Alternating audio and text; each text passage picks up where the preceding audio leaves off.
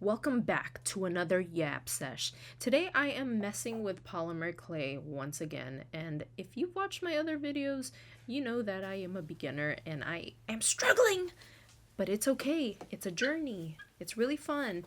In this video, I'm going to be messing with liquid polymer clay for the first time, as you saw with that whipped cream piping that I did. So fascinating.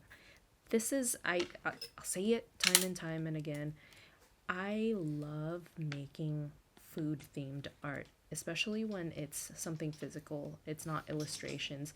When it's clay or when it's doing sculptural acrylic media, it feels like I'm making the actual food.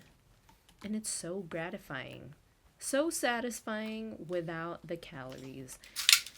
So, I've learned my lesson from the last video, and I started using this Craft Smart clay versus the original formula of Sculpey, because the original formula is just too soft and it melts in my hand too much.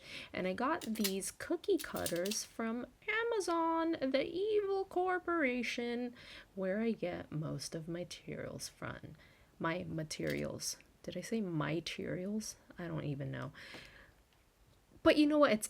It's easier. It's if I want to keep making these videos and I want it to be at an affordable. I feel like I'm digging myself a hole. Anyway, I sliced out a bunch of triangles, squares, and circles because I want to make these layers of strawberry shortcake cake slices. And I don't know why, but I've just been on a strawberry kick in my art this entire year.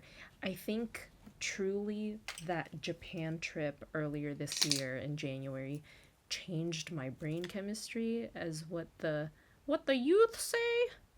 Is that what the youth say?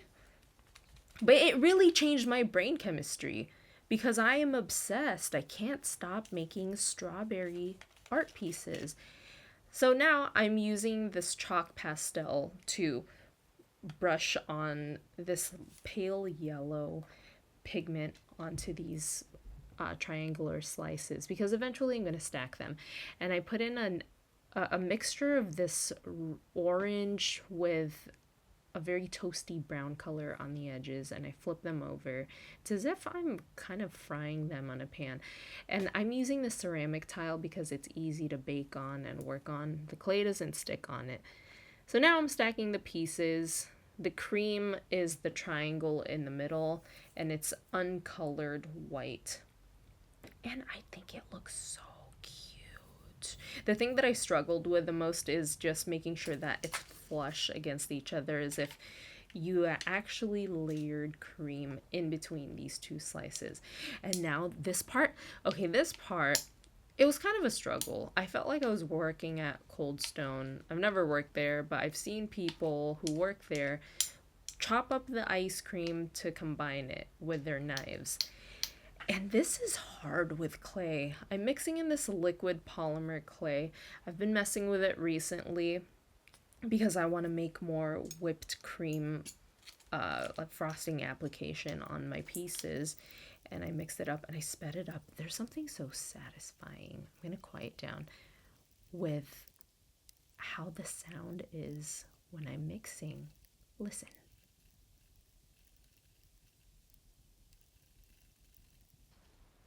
Like, huh? That sounds amazing. I think at this point I added too much polymer clay, but I want to put it through a piping bag, and I didn't know at this point whether or not to add in more liquid polymer clay. I thought the more, the better, but later on I will soon come to find that it is kind of hard to separate from the entire mass of itself. So now I put it in this Ziploc bag, cut open a tip, and I have another piping bag where I have this piping tip just to test it out. I didn't put it in the actual piping bag. I wanted the entire glob of clay to be separate from the whole piping bag because I want to take it out and I want to be able to switch out the piping tips. And now I'm testing this out.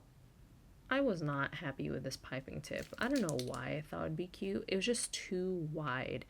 And it was hard to squeeze out because clay is very dense. Even with this liquid polymer clay, you'd have to put in so much of this stuff to mix with the actual clay. So now I'm testing out a different piping tip, more of a star tip. This looks better.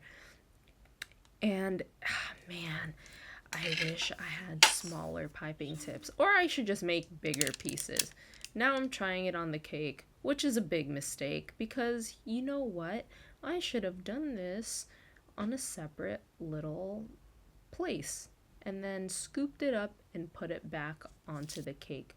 You see how it kind of just sticks to itself? It's almost like chewed up gum. Man does not want to separate from his own body.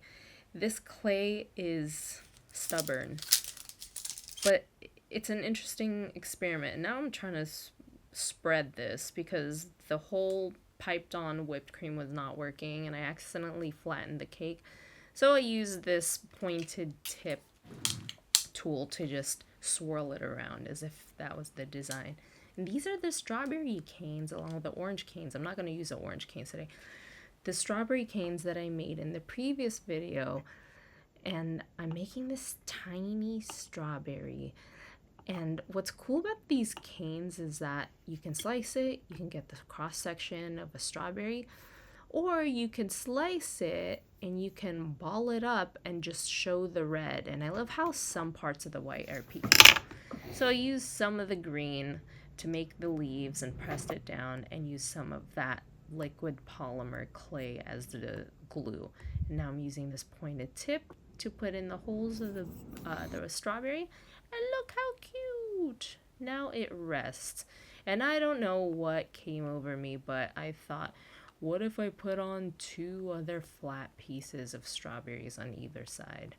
Wouldn't that look good? No, it didn't look good. I think it's because this cake has already been squished. Look at that. It just looks sad. Look at me trying to focus with my new macro lens. Hand is shaky. So now I'm trying out how to swirl it without putting it on the cake first. I'm trying out several swirls, and eventually I'm just going to slice these off like that with a palette knife and put it on top of the cake. Much better. And I'm making another strawberry. These leaves are hard to make. I don't know what came over me. I was like, what if I make a really small strawberry shortcake? Wouldn't that be fun? But look at how cute! Look at it resting. What a beauty. Now I'm moving on to these round strawberry shortcakes. Hold on, let me drink some water. My throat is dry.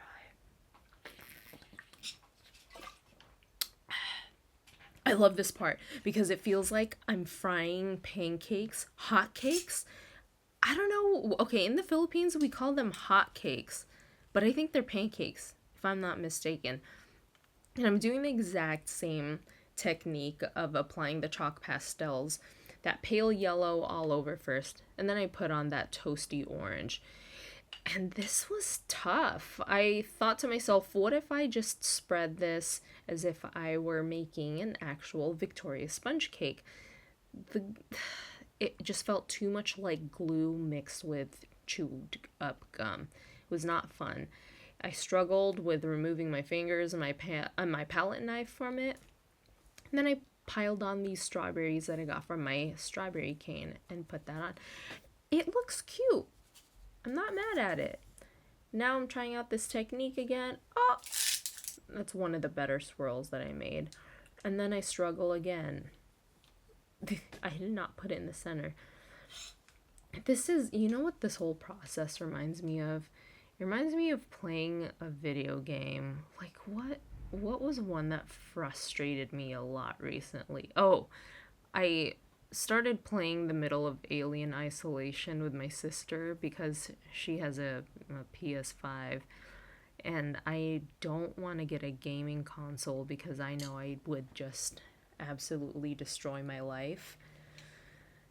And getting these whipped cream pieces it felt like trying to not be seen by those androids and alien, and you just keep messing it up and you keep dying. But look, I use the white chalk pastel to kind of dust on the cake as if I have powdered sugar. So pretty. Very satisfying. Highly recommend this activity.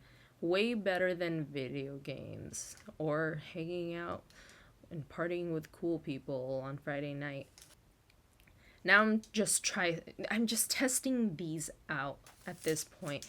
And I thought that it would feel easier with every rep I do, but no. It got harder and harder. But the silver lining to this is that my application with my knife of the whipped cream, so-called whipped cream, onto these slices felt a lot easier with every rep that I did. So that was a win. And I had to do this technique where I had to kind of just rotate the knife from underneath the whipped cream so that it could just easily slide off. And the fascinating thing about this mixture of liquid polymer clay with regular polymer clay is that it feels sticky at first, but once it settles, it feels very, like, it's not as sticky. It's very odd. Oh, this felt so satisfying, and I don't know why I squished down that tip. I think it's because I didn't want it to dry too tall. Now I'm using more of this liquid polymer clay to put it all over, just so that the strawberries and the chalk pastel dust that I put on as powdered sugar will stick, especially after baking. Another one done. Woo! Okay, now these little hearts. These hearts, I love these. These ones are so cute. They're like little chubby strawberry shortcake hearts full of love. Same exact thing with the dusting of the dusty orange color or toasty orange color. Same exact style that I did with the triangular pieces, and now I'm just sticking on the cross-section strawberries all over the side. And in that indent where the heart butt is, I just press on that metal tool just so it could fold the strawberry. And I was thinking maybe a simple whole strawberry on top will help. And that's basically the whole. I just used this type of iteration of mixing up whole strawberries and cross-section strawberries, maybe applying some more polymer liquid clay if I wanted to dust more on. And it's just so cool how many combinations you could get. They all end up being unique. Just like you. But I want to take this moment. I like to share my dreams with people. My literal dreams. I mean, I like to share my dreams and aspirations in that sense. But I find making cute art very therapeutic, and I think it's because my dreams are so messed up. I have this weird recurring nightmare, or a place in my nightmare that's supposed to be my parents' closet. It sounds very eerie, but it's my parents' walk-in closet, and it somehow appears in every one of my nightmares. Not everyone, but almost every one of them. Whenever I want to find, or whenever there's an impending doom about to happen, let's say the zombie apocalypse, a bunch of people or bad people are trying to break down our door, I always look to my back or to my side, and I see a door that I know will lead into my parents' walk-in closet. And there's some dreams where I go into it and some dreams where I don't. Oh, look at these whipped creams. I use the same exact technique for my ube cake roll video. But anyway, sometimes I go into this closet in my dreams and sometimes I don't. And when I do go into this closet, it's not just a closet. There's a door behind that closet where it expands into a much larger home behind it. But it's almost like an unoccupied mansion. It's very eerie. Okay, enough of the spooky.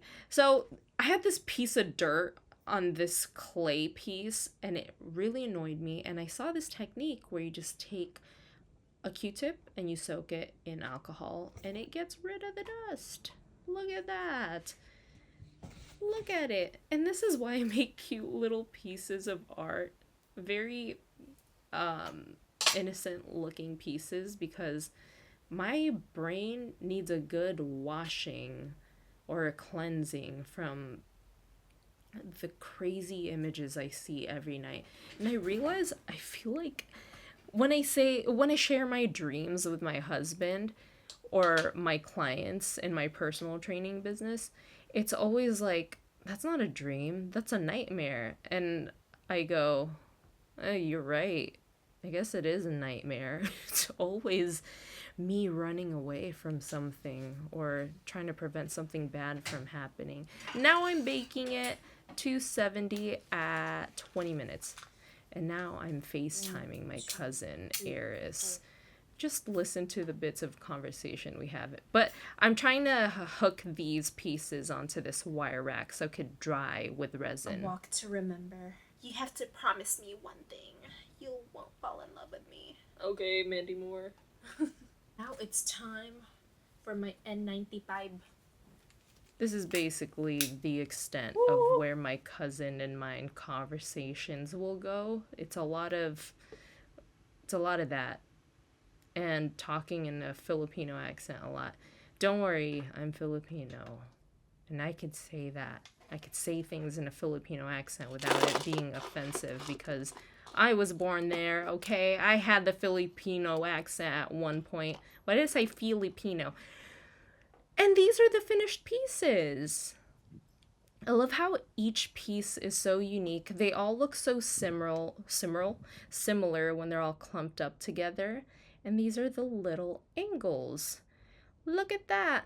The thing that I would do differently is probably with the powdered sugared pieces. Like these ones, I actually dipped these in this product by Deco Art called Triple Thick Gloss Glaze. It's not resin.